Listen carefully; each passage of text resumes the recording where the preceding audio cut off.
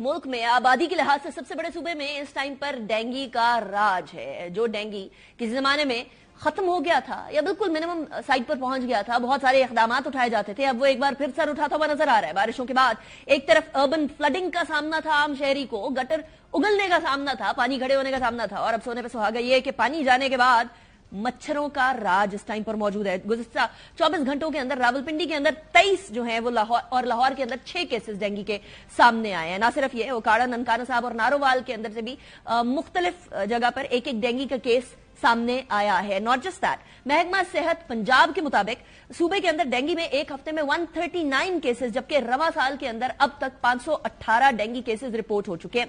महकमा सेहत सिंध के तर्जुमान के मुताबिक गुज़िश्ता रोज डेंगू के 11 केसेस कराची में अकेले सामने आए हैं। कराची के जिला शर्की और जिला वस्ती से डेंगू के 4 केसेस रिपोर्ट हुए हैं। कराची में सितंबर के माह में अब तक डेंगू के 70 केसेस रिपोर्ट हो चुके हैं, और रवा साल सिंध में डेंगू से एक शख्स का इंतकाल भी हो चुका है।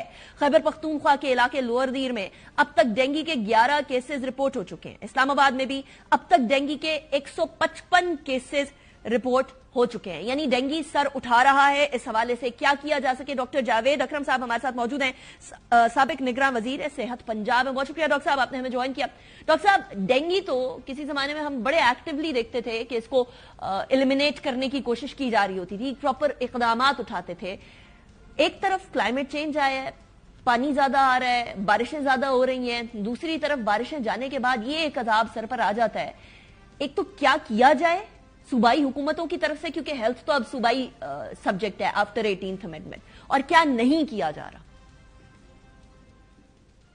देखें, डेंगू 155 मुल्कों में है, और कोई भी मुल्क including America, including Singapore and so on, इसको एरेडिकेट करने में कामयाब नहीं हुआ। तो इसको एरेडिकेट करना तो एक ख्वाब हो सकता है, एक मौजज़ा हो सकता है जो अल्लाह ताला से हम तवक्को कर सकते हैं।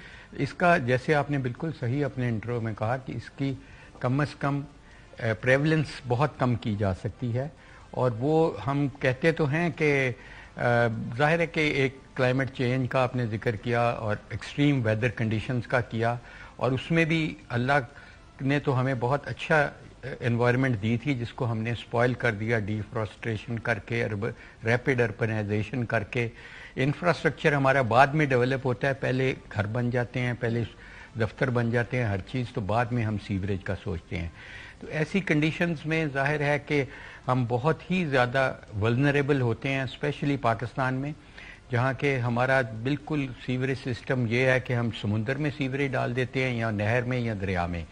तो इसलिए ख़ासकर जब ये एक्सट्रीम वेदर कंडीशंस हो रही हैं कि बहुत ज़्यादा फ्लडिंग अर्बन हो रही है और बहुत ज़्यादा बारिशें हो रही हैं, और उनको निकास करने का भी कोई इंतज़ाम नहीं है, तो stagnant water is like heavens for Aedes aegypti, जो कि फीमेल वैरायटी जो कि इसको कैरी करती है वायरस को।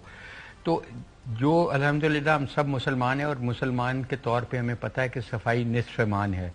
वो निस्फ़ ईमान हमारी ज़िंदगियों में इंडिविजुअली भी नहीं है और इज्तिमाई तौर पे भी नहीं है। आप क्यों किसी घर को देख लें कि कूड़ा बाहर फेंका हुआ है, सॉलिड वेस्ट मैनेजमेंट के बहुत प्रॉब्लम्स हैं, वासा के बहुत प्रेजेंट हैं, सीवरेज, ये तो एक बहुत लार्जर पिक्चर हो गई है। हम लोग लार्जर पिक्चर को सॉल्व किए बगैर ये मामला हल नहीं कर सकते। In other words, it needs a thorough and multi pronged strategy.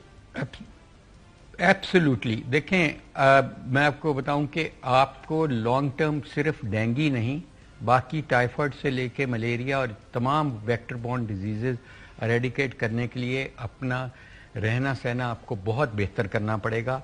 Governments को जो ज़ईफ़ हो गए हैं उनके सीवरेज लाइंस, उनको रिप्लेस करना पड़ेगा। It needs investment. अनफॉर्चुनेटली हम इन्वेस्टमेंट डिफेंस पे तो बहुत कर देते हैं, लेकिन मेरी प्रेडिक्शन है कि अभी मॉन्की पॉक्स भी मैं ही देख रहा हूँ पंजाब में, कि अगर 2 करोड़ लोगों ने मरना है अगले 2 सालों में, खुदा ना खास्ता 2-3 सालों में, तो वो एक माइक्रोब से मरेंगे, एक जरासीम से, मच्छर से मरेंगे, वो न्यूक्लियर आर्सेनल से नहीं मरेंगे।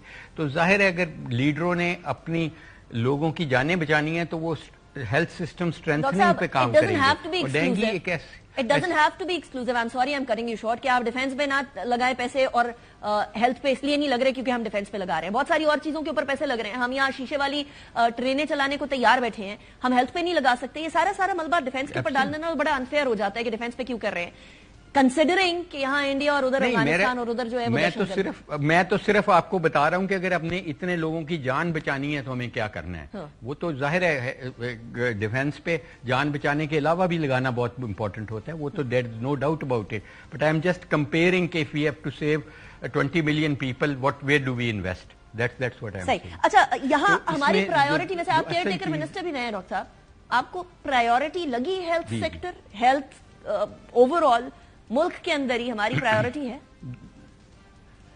دیکھیں ہم سپینڈنگ بہت کم کر رہے ہیں اس خطے سے بھی, بنگلہ دیش اور تو بہت زیادہ کر رہا ہے, ایون سری لنکا جو کہ کرائسس میں رہا ہے وہ بھی ہم سے زیادہ 2.5% of there G D P کر رہے ہیں, ہم 0.9% کر رہے ہیں, اور جو سپینڈ بھی کر رہے ہیں وہ بھی اگریسو سپینڈنگ ہے.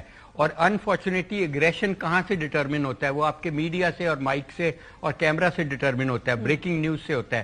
آپ جتنا شور مچاتے ہیں آپ ریسورسز لے لیتے ہیں اس وقت, تو یہ اس طرح ہیلتھ سسٹم کبھی بھی امپروو نہیں کرے گا. It has to be a progressive spending and not an aggressive spending. It has to be not an issue based spending.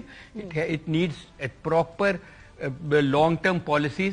اور انفارچونیٹلی ہماری حکومت اپنے الیکشن سے بیونڈ تو کوئی سب سوچتے ہی نہیں ہے, اور ہیلتھ کبھی بھی امپروو نہیں ہونے لگا کہ اگلے 3 سال میں. تو اے پی سی چاہیے, جیسے اے پی سی ٹیررزم کی کرائی گئی تھی, انہی لوگوں کو چاہیے کہ دوبارہ اے پی سی کرائیں ہیلتھ پالیسی پہ, اور تمام پارٹیز تمام سٹیک ہولڈرز ہوں اور ایک پالیسی بن جائے, جو بھی حکومت آئے وہ اپنا حصہ ڈال دے اس میں. That makes sense. Last question صاحب, ایک تو ہمارا جو ہیلتھ انفراسٹرکچر ہے, آپ نے صحیح فرمایا کہ ہم لوگ بڑے ری ایکٹیو قسم کی اسپینڈنگ کرتے ہیں, ذرا موازنہ کر لیتے ہیں. اگر ہم پرو ایکٹیو اسپینڈنگ کریں, ہم اس سے پہلے کہ ڈینگی پھیلے یا کوئی اور بیماری پھیلے اس کو پریمپٹیولی روکنے کی کوشش کرے, انسٹیڈ آف یہ کہ جب وہ وبا بن جائے اور پھیل جائے تو اس کو کیٹر کرے, تو زیادہ اسپینڈنگ کس میں ہوگی, پرو ایکٹیو میں یا ری ایکٹیو میں؟ جی ڈیفینیٹلی پریمپٹیو اور پرو ایکٹیو میں ہونی چاہیے, اور ڈیفینیٹلی پریونٹیو ہیلتھ پہ ہمیں خرچنا ہے. ہمارا تو پریونٹیو, ہم کارڈیولوجی کے بڑے بڑے آئیوری ٹاورز بنا دیتے ہیں, کارڈیولوجی سینٹر. پریونٹیو کارڈیولوجی کا ہمارا ایک یونٹ بھی نہیں ہے پورے پاکستان میں. ہمیں ان چیزوں کی, ہمارے پاکستان میں ہر دوسرے بندے کو بلڈ پریشر ہے, میری اپنی اسٹڈی ہے, ہر تیسرے کو شوگر ہے. ہمیں ان کو نہیں روکنا, اسی لیے تو پھر گردے فیلئر اور تمام باقی چیزیں. اور ڈینگی میں تو دیکھیں سیدھی سی بات ہے کہ it is a social disease, it is more of, اس میں اول تو اس کو بہت سپریس ہمیں کرنا چاہیے by source reduction, by denying breeding to this mosquitoes, کہ ان کو کوئی گندگی نہ ملے جہاں یہ بریڈ کر پائیں. اور نمبر 2, انفارچونیٹلی ٹائم ختم ہو گیا ہے, but will continue to discuss such issues. بہت شکریہ آپ نے جوائن کیا, اسی کے ساتھ مجھے